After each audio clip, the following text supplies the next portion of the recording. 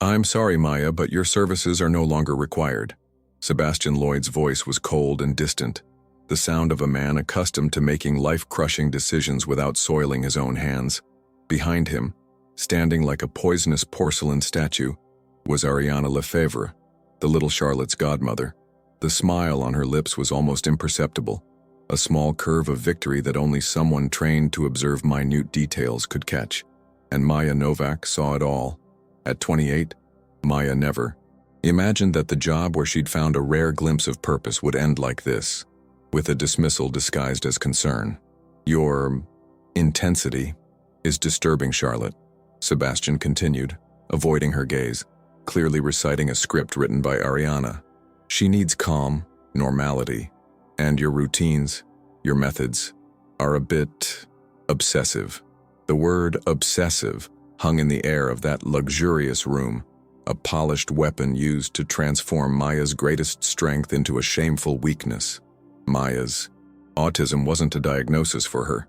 It was her mind's operating system, a system that processed the world through patterns, textures, smells, and tiny inconsistencies that neurotypical minds simply overlooked. And it was this system that had been sounding a silent alarm for months. Maya didn't react with tears or pleas. She remained calm, her posture straight, which seemed to irritate the judging duo even more. This serenity didn't come from weakness, but from a terrifying certainty blossoming in her chest. She had expected it. The signs were there, small fragments of a puzzle only she seemed to see. A quick flashback flooded her mind. 3 months ago, Ariana, with her theatrically affectionate demeanor, was applying special medicinal drops to little Charlotte's eyes. Maya was tidying the crib and watched. The baby, not even a year old yet, had an almost invisible spasm the moment the drop touched her eye. Not a spasm of pain, but a recoil, a muscle stiffening that lasted a fraction of a second. Ariana hummed, ignoring the signal. Maya registered it. 2 weeks later, the same scene. This time, Maya noticed something else. A faint chemical smell, one that didn't belong to baby eye drops. An odor vaguely reminiscent of a cleaning solvent. She casually mentioned to Marlene Robert-Smith, the head housekeeper, that the drops seemed to have a strange smell. Marlene, a pragmatic and kind woman, sniffed the bottle and shrugged. "Smells normal to me, dear. Medicine stuff." Maya didn't press, but she filed the information. The pattern was forming, the cruelest pattern of all. Charlotte Thomas Lloyd, the heiress to $1 billion fortune, had been born, according to doctors, with a rare degenerative condition that left her blind. A tragedy that solidified Ariana's position in the house. Especially after Charlotte's mother died in childbirth, Ariana became the savior, the maternal figure, the indispensable advisor to a Sebastian Lloyd, devastated by grief. "Please, Hugo, escort Mrs. Novak to the exit," Sebastian said, turning to his head of security, Hugo Mancini, who was waiting in the hallway. Ariana stepped forward, her voice dripping with false compassion. "Maya, dear, I know you liked Charlotte, but sometimes love can smother. It's for her own good." It was a masterpiece of manipulation, painting Maya as an unstable figure and herself as the child's protector. As Hugo escorted her out, Maya executed the plan her methodical mind had formulated the previous night when she felt the walls closing in. Passing Charlotte's room to retrieve her few belongings, her gaze fixed on the bedside table. There it was, the small amber glass bottle with the special drops. With a quick, precise movement, while Hugo glanced down the hallway, she swapped the nearly full bottle for an identical one she had bought and filled with saline solution. The original bottle, containing the silent poison she suspected, slipped into her apron pocket. It was a monumental risk, an act of theft that could send her to prison. But the image of Charlotte's small body stiffening, the image of a life being extinguished before it even began, was a more powerful fuel than fear. At the mansion's front door, with the wrought iron gate clanging shut behind her, Maya felt the weight of the small bottle in her pocket. Sebastian Lloyd saw her as a disturbed employee. Ariana Lefebvre saw her as an obstacle removed. The world saw her as a strange, solitary woman. But there, in the face of all disdainful glances, she stood firm as someone guarding a secret too powerful to reveal before its appointed time. They hadn't just fired a nanny. They had unleashed the only person who could destroy them. If this story of prejudice and overcoming has touched your heart, don't forget to subscribe to the channel to discover how a simple moment of humiliation would become the catalyst for a revolution no one would ever forget. Life outside the gates of the Lloyd mansion was harsh and unforgiving. Maya's small apartment, once a sanctuary of order and silence, now felt like a prison cell. The money from her last week of work barely covered rent, and the reference marred by a dismissal for emotional instability made the search for a new job nearly impossible. Each closed door, each interview that ended with a look of pity and suspicion, was a crushing reminder of the injustice she had suffered. The humiliation wasn't just professional, it was existential. The system she used to navigate the world, her attention to detail, her relentless logic, had been used against her, twisted into a weapon to discredit her. Loneliness was a constant companion, but the image of Charlotte, of her vacant eyes that should have been filled with light, kept her from succumbing to despair. Inside the mansion, Ariana Lefebvre consolidated her power with the grace of a spider weaving its web. With Maya out of the way, she had total control of the narrative. She convinced Sebastian to install an even more robust security system, claiming Maya could be a threat. Manipulative text messages flooded Sebastian's phone. "Darling, I'm so worried." The security guard said he saw someone who looked like her near the back gate. "Maybe we should consider a restraining order just in case." Ariana's cruelty was subtle and devastating. She hired a new nanny, an impressionable young woman named Nina Ricci, who followed her instructions without question. The most important order was clear. Only Ariana was to administer Charlotte's medicinal drops. It was her sacred ritual of care, a daily performance of devotion that kept Sebastian captive in his gratitude and admiration.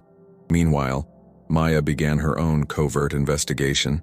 She took her savings, the money she'd set aside for emergencies, and used it to send a sample of the eye drops to a local lab. The wait for the results was torture. Every passing day was another day the poison ran through Charlotte's body. The result arrived via email, an overwhelming disappointment. No common toxic compounds detected. The lab, limited in its resources, could only test for known poisons. Whatever was in the bottle was something rarer, more sinister. The frustration nearly broke her. For a moment, sitting on the floor of her tiny apartment, she doubted herself. Maybe they were right. Maybe she was just obsessive. Maybe she had imagined it all. It was then that memories of her past came to her aid, not as ghosts, but as pillars of strength. She remembered being a child, diagnosed late with autism. She remembered teachers who called her slow because she didn't process information the same way. She remembered being the only one to notice that the school basement flooded slightly every time it rained, a pattern no one else saw until the day a rotten wooden beam gave way. She had learned early that her perception of reality was different, more granular, and that this difference was a tool, not a flaw. Her resilience wasn't built on optimism, but on the empirical validation of her own observations. She didn't think something was wrong with the drops. She knew. The smell, the baby's spasm, Ariana's insistence, they were data points on a graph that pointed to a single terrible conclusion. Maya's motivation was pure and unwavering. It wasn't about revenge against Sebastian or Ariana. It was for Charlotte. In her months at the mansion, she had developed a silent connection with the girl. While others saw a fragile porcelain doll, Maya saw an intelligent mind trapped in a betrayed body. She spoke to Charlotte not with the infantilized voice others used, but with a calm, normal tone, describing the patterns of light entering through the window, the texture of different fabrics, the sound of birds in the garden. She believed that even without sight, Charlotte deserved to experience the world in its full sensory richness. And it was this child, this spark of potential, that Ariana was systematically extinguishing. Maya's anger wasn't hot and explosive, but cold and focused like a laser. She needed a new plan, a new approach.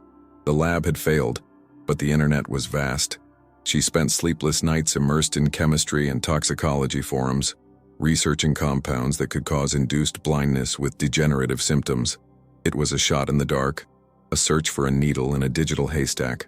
One day, she found a passing mention in an obscure research paper about a neurotoxin derived from a rare fungus. known to selectively attack the optic nerves, especially in young mammals. The symptoms were eerily similar to Charlotte's.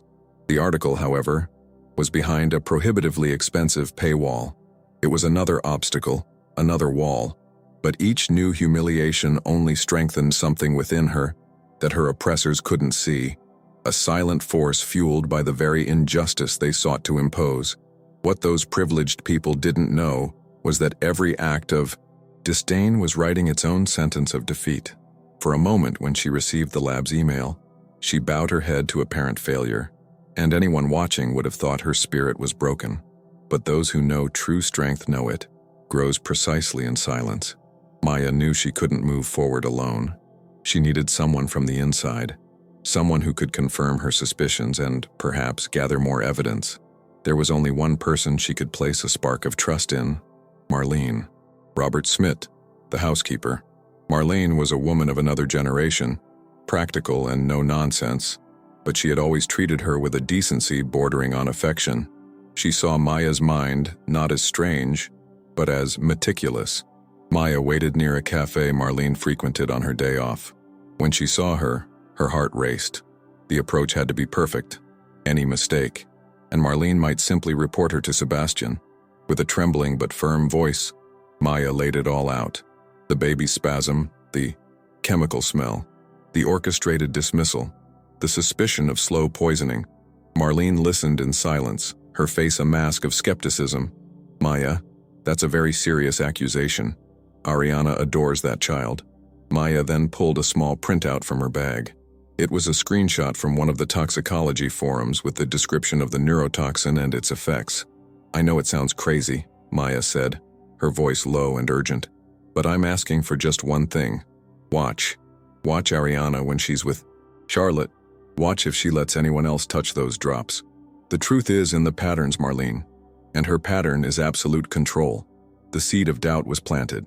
Marlene, who had served the Lloyd family for over 20 years, began to observe, and as Maya had predicted, the patterns became visible. She saw how Ariana pushed away the new nanny, Nina, whenever it was time to administer the eye drops. She saw the almost feverish anxiety in Ariana's eyes when Sebastian suggested seeking a second medical opinion from a specialist in Boston. Ariana quickly dissuaded him, saying it would be too stressful for Charlotte and that their current doctor, a Dr. Filippo Romanov, was the best in the country. The final piece of Marlene's puzzle clicked into place when she was emptying the trash from Ariana's office. She found a receipt from a compounding pharmacy, crumpled at the bottom of the bin. The medication name was a complex code, but the patient's name was not Charlotte Lloyd, was an alias. And the prescribing physician was Dr. Filippo Romanov, the very doctor Ariana insisted was irreplaceable. Marlene called Maya that night from a public phone. "You were right," she whispered, her voice filled with horror and fury. "That woman is a monster." The alliance was sealed. Marlene became Maya's eyes and ears within the fortress. She managed to collect a drop of the eye drops on a sterilized cotton swab and handed it to Maya at another secret meeting. With Dr. Romanov's name in the receipt code, Maya's search became much more specific.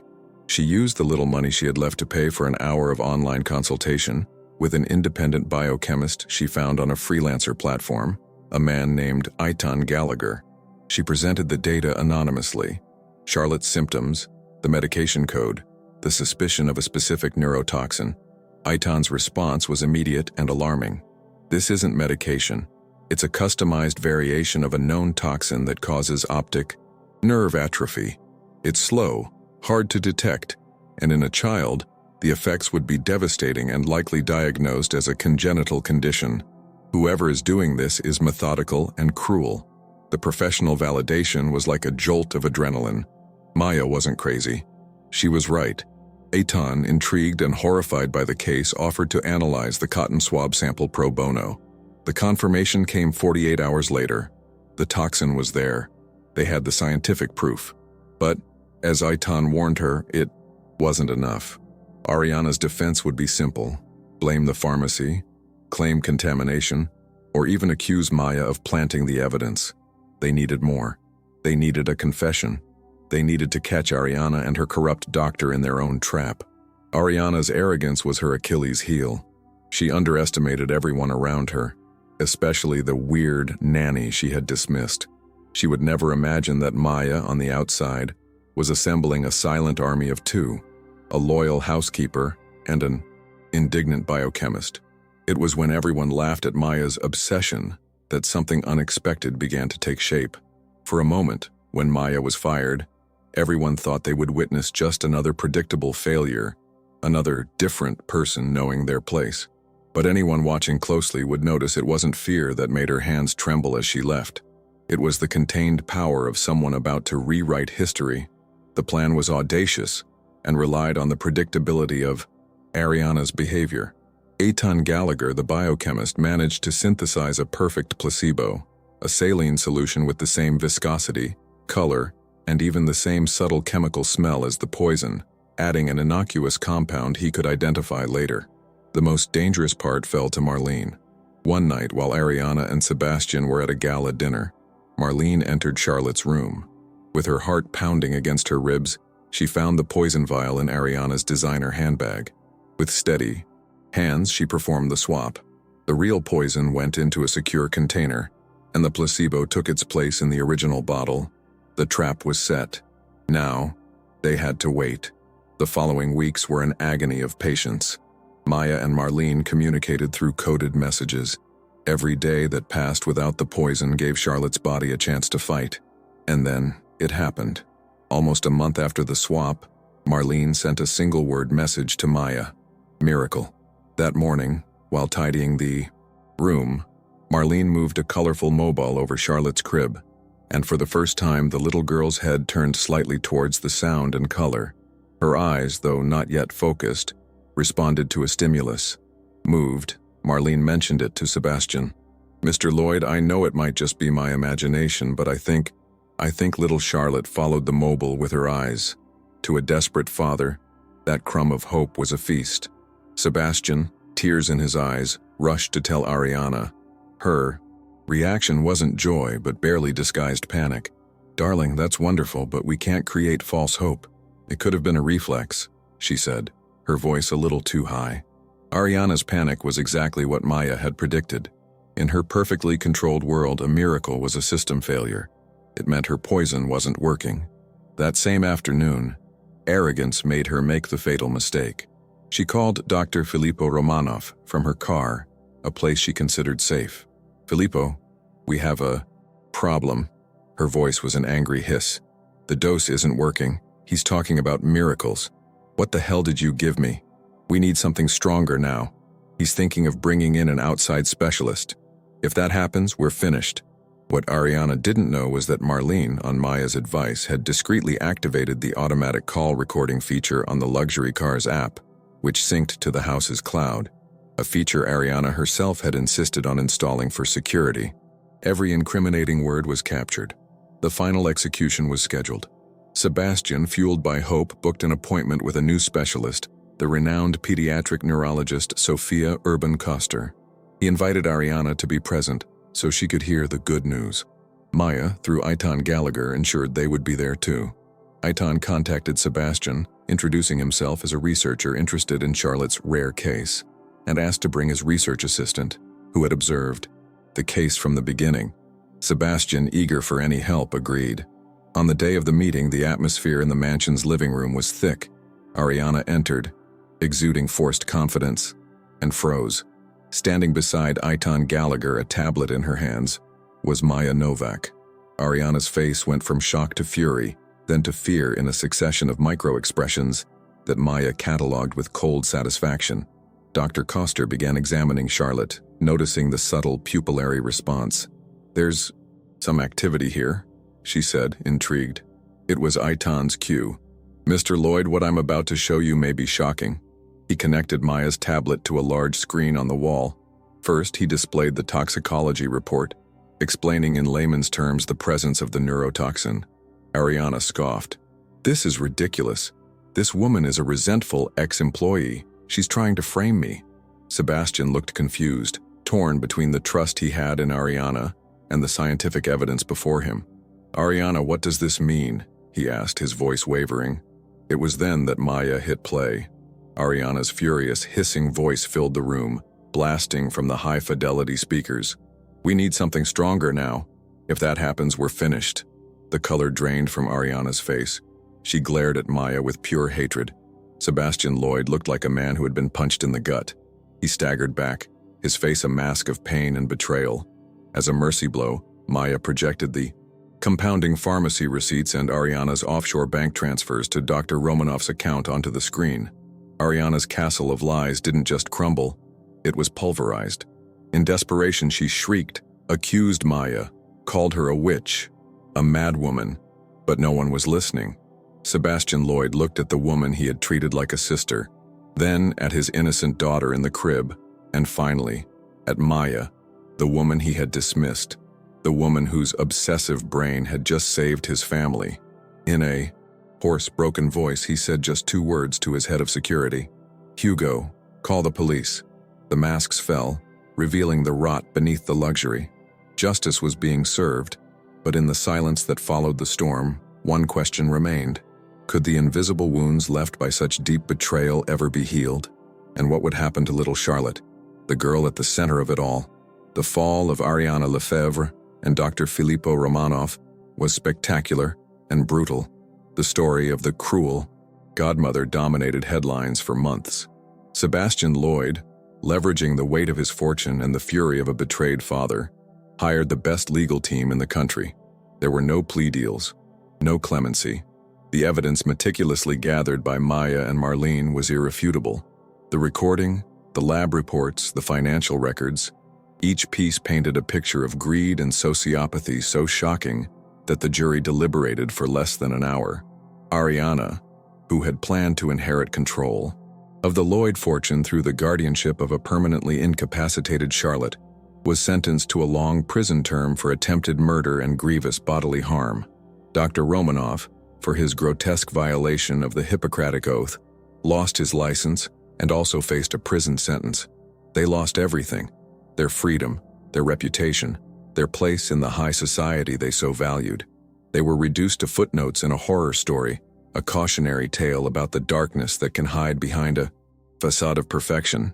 As the world watched the villain's downfall, Maya Novak flourished. Sebastian Lloyd, deeply humbled by his own blindness and eternally grateful, asked to meet her. In his vast office, he offered not a superficial apology, but a confession of his failing. I judged you, Maya. I used your condition against you because it was easier than questioning the person I wanted to be good. There is no money that can pay for what you did for my daughter. He offered her a life-changing sum, a fortune to compensate her. Maya refused the money. Instead, she made a request. Create a foundation, she said, her voice calm and filled with a new kind of authority. The Charlotte Lloyd Foundation, to fund research into optic nerve regeneration and, more importantly, to create programs that support and empower neurodivergent individuals, to show the world that minds like mine are not defective.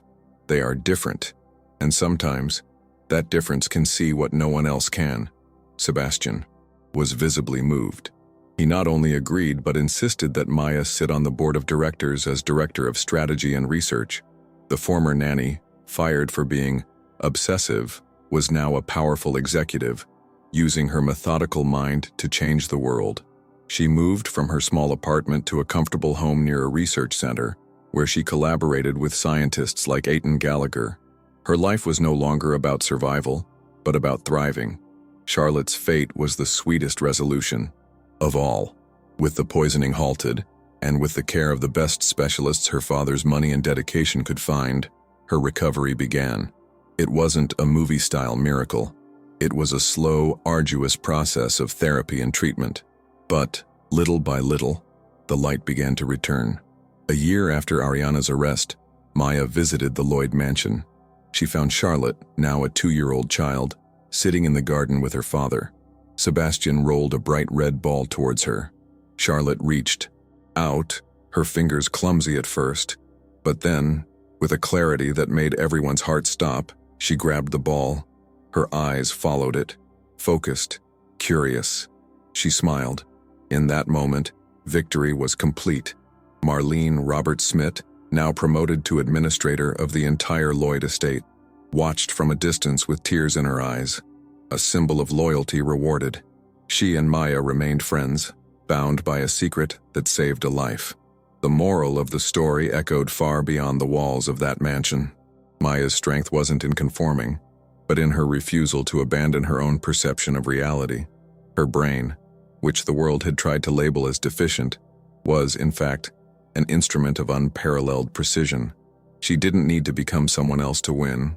She won by being exactly who she was. Ariana Lefebvre tried to destroy Maya and an innocent child, but ended up destroying herself. Maya Novak learned that her unique perspective was not a weakness, but an immeasurable strength. She proved that true justice isn't about revenge, but about building a better future from the ruins of betrayal. And you? Have you ever been underestimated for being who you are? Share your story in the comments. Subscribe to the channel for more narratives that prove the most unexpected heroes are often the ones the world refuses to see.